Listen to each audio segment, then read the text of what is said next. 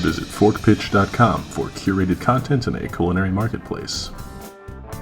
Hi, I'm Chef Joe V, and today I'm going to be making ceviche.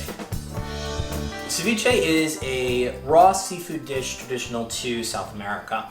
Normally what they do is they take lime juice or a similar acid and use it to cure the fish or their seafood. In this case, we're going to be using shrimp today, and make it safe to eat, much like how cooking does for other meats or fish products. But instead of having to cook it by bringing up the temperature, the acid kills the bacteria that would make you sick, and it makes it safe to eat and consume raw.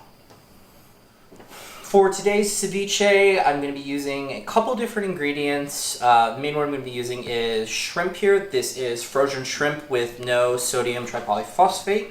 The reason I bring that up is because, and I talk about this frequently, is because I'm allergic to sodium tripolyphosphate, or STP, and it shows up in a lot of raw seafood. So I'm very excited whenever I can find seafood that doesn't have STP. I'm using limes for curing, some salt, and then an assortment of ingredients over here. The ingredients over here include green bell peppers, some very thinly shaved white onions, tomatoes, grape tomatoes in this case, just sliced in half, some minced garlic, more like diced garlic if we're being honest, some poblano peppers, farmer's market corn, avocado, mango, and then two types of jalapenos. One is a green one is a red one. The red one is just less mature, so it is a little less spicy or piquant, but they're going to add a nice little bit of heat, but not overwhelm the dish with heat. One of the nice things about ceviche is that everyone makes it differently, and it's just a great template to use a bunch of different ingredients in ways, and ingredients that normally wouldn't interact with each other. I've seen a lot of fruit used in ceviche. I've seen stuff like cactus, like jicama, hibiscus. I've seen people do it even with eggs before, and it's all really, really delicious. The only real unusual ingredient for this ceviche I'm going to be using is mango. Mango adds a little bit of sweetness, so you get this awesome, sweet, spicy, acidic triangle coming from the jalapeno, coming from the lime, and it really just brightens the dish and makes it a pleasure to eat. The other unusual thing I'm going to be doing with the ceviche is I'm going to actually leave the shrimp whole. Generally, when people make ceviche, they like to dice, cut up the fish, cut up the shrimp, make it smaller. I really like how big and plump and nice these shrimp look, so I don't really want to touch them too much. That means they're going to take a little longer to cure than my normal ceviche recipe, but I think it'll be worth it for that wonderful bite in the end. As for the actual assembly of ceviche, it's a lot of it's a lot of prep work. The actual doing things is a little less so. So I'm going to take these shrimp and I'm going to just put them right at the bottom of the bowl. And the reason I'm doing that is because I really want them to be covered with lime juice individually to make sure that they all cure. And I'm going to make sure that the flesh is all touching the bottom so that when the liquid does go in, it will stick at the bottom. And then other than that, it's kind of just throw everything in. So these are the jalapenos, and then I'm going to put the mangoes in. The avocados, corn, tomatoes, onions. Doesn't really matter the order. They're all going to be covered with lime juice in the end and tossed pretty lightly. And the lime juice solution is really what's going to make the dish harmonize. And all of these, since they're cut, are going to leach their unique flavors out into the dish as well. These are bell peppers.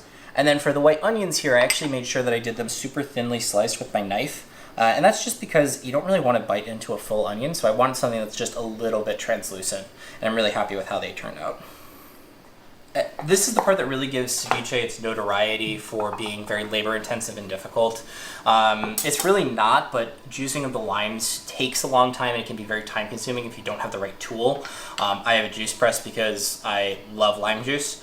And when it comes to ceviche, like when my grandfather would make it, he would actually do this entire process, cover all the shrimp, all the seafood, everything with lime juice, and then he would drain it off and then do it again. So he had to juice double the amount of limes.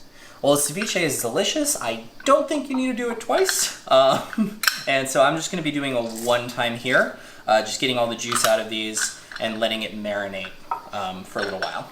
Also going to add some salt. Salt works in similar to the lime juice. It's going to add flavor, and it's also going to help with the curing and making sure everything is going to be safe to eat. This bowl contains all the lime juice from those limes I was cutting up earlier. We're going to add in a generous pinch of salt or two, and then I'm just going to take a spoon and I'm going to mix them together. And so the reason I left the shrimp at the bottom of the bowl in the initial point is I want the lime juice to be touching all sides of the shrimp so it cures. It'll infuse, it'll get flavor, but I'm not worried about these vegetables being safe to eat. I'm really worried about these shrimp being submerged. So although I'm agitating it and making sure there's some veg going to the bottom, I'm just really making sure that the shrimp is going to be taken care of the entire time and making sure it's in that lime juice so it'll be good to go. This will probably cure for about 3 to 4 hours, maybe a little bit longer. And as you can see, it's starting to turn already just on contact with the lime juice, that color, that pinkish color, and you're gonna want the entire shrimp to be pinkish before you eat it. That indicates that it's been in the lime juice long enough and it's gonna look good to go and ready to eat. Ceviche is cured, looks delicious in this bowl. If you wanna take a look at it. So it's going to be deliciously sweet, deliciously spicy, have really nice high notes, be very pleasurable to eat throughout, but it's not going to be dominant in one flavor or another. They're going to balance each other out. And ceviche is just one of those foods that's really, really enjoyable, and it's one of those you can make ahead too, so it's a great party food and something that reminds me of summer even in those cold winter months. I hope you really like this recipe and hope you consider making some delicious raw fish ceviche at home. This video is a Fort Pitch production in conjunction with Midwest Digital AV Incorporated. Midwest Digital AV Incorporated provides audio, video, streaming, and production services throughout the Midwest. Please visit them at midwestdigitalcorp.com.